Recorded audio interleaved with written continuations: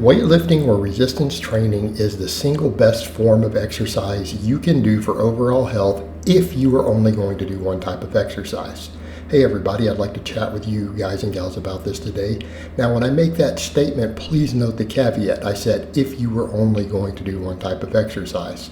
Number one, you're not limited, right? You can do more than one type of exercise.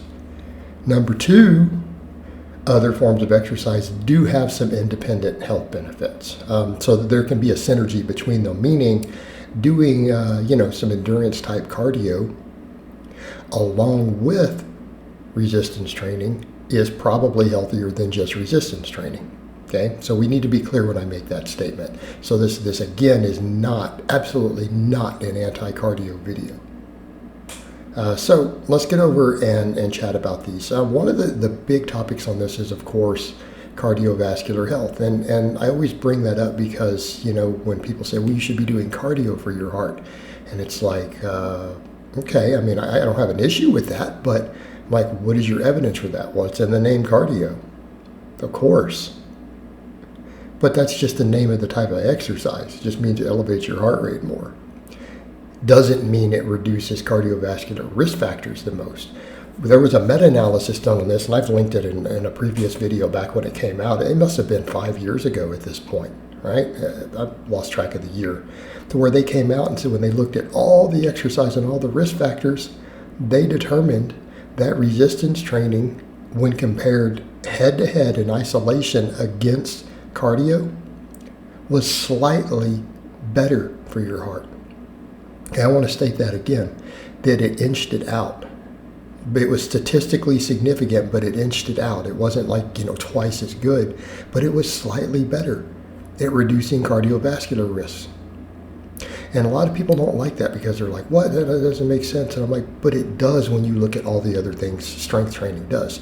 Keep in mind, strength training does tons of stuff, okay, in your body that affects a lot of risk factors, because there's a lot of risk factors with cardiovascular disease. Obviously, there's the lipid part, right? We all understand that. But there's also insulin sensitivity. There's blood pressure, right? There's a lot of other stuff going on here. And what they found when they looked at the overall impact, it was better for your heart if you could only pick one. But the researchers made the same note that I did. They're like, people who routinely resistance train probably have a slightly lower risk of cardiovascular disease than people who just do cardio. People who do neither have obviously the highest risk in terms of exercise demographic. But what they also determined is that people who do both are even slightly better off. So it goes in the order of nothing, then cardio, then weights, then, hey, doing weights and cardio. And of course, that one produced the best results. So we do need to be clear, there was some independent benefits found, which would make sense because they do work some different pathways in the body. We would expect there to be, potentially overlapping benefits, and then we would expect there to be independent benefits. And that's exactly what they found in the data. It was a surprise to everybody that strength training and resistance training turned out to be slightly better for reducing overall cardiovascular risk. All right, well, that's interesting. That tells us right up front, this is a big deal. Why? Because heart attacks are the leading cause of death in America. Now, of course, people will argue and say, well, there are people who are bodybuilders who die young of heart attacks. And it's like, yeah, but it's not because they lifted weights.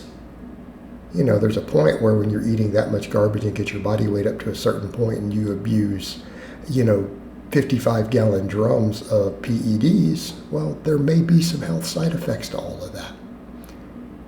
The strength training helps stave it off a little bit, but it isn't enough to offset all those negatives, because at the end of the day, your overall lifestyle kind of matters. The form of exercise you do isn't the only factor. And we could say as far as cardiovascular risk, heart attack risk, it's probably not the biggest factor. It's probably 2 or 3 down the road. All right, your body weight and your diet being the king. particularly how much body fat you have specifically. Muscle mass can be slightly protective because, again, it helps with blood flow. People are like, oh, you've got to have the heart to push on it. That'll do all those blood vessels. Well, no, the muscles have capillary beds and blood vessels that actually help. So just an FYI. But, you can get all of that into better shape with a bit of cardio too. All right, what about all the other stuff? It wins hands down in all these other areas. Cancer risk. Absolutely. Because insulin sensitivity is a massive factor in cancer risk, and weight training and gaining muscle improves insulin sensitivity way more than cardio does by a large margin. So that does affect cancer, right? It does affect cancer. Diabetes, it's way more profound though, because again, we come over to insulin sensitivity. Muscle tissue and higher insulin sensitivity in general is protective against diabetes, right? Type 2 diabetes is pretty much a result of insulin resistance. Well, weight training improves insulin sensitivity more than other forms of exercise. Not saying they don't all do it. They all do. It's just more dramatic. Therefore, the effects on diabetes are lower. Unless you're doing so much cardio that your body weight's really low and your body fat's low, in which case, sure, you're in a good place there. It is very, very rare for lean people who have not put something into their body that causes diabetes, right, to develop type 2 diabetes. All right. But then you look at all the other stuff, muscle wasting, bone density, hip fractures, all that stuff. Weight training is king for all of that. Hands down, undisputed, heavyweight king of stopping all those bone fractures, the stuff that really cripples people later in life. Again, the hip fractures, things like that. Weight training, and particularly heavy weight training, improves bone density. It's harder to break your bones, and it maintains that bone density, staves off osteoporosis and osteoarthritis all the way up into your old age. Okay, so when we're looking at that, weight training wins hands down. So when you start compiling all of this together, it makes sense. Same thing on even maintaining body fat.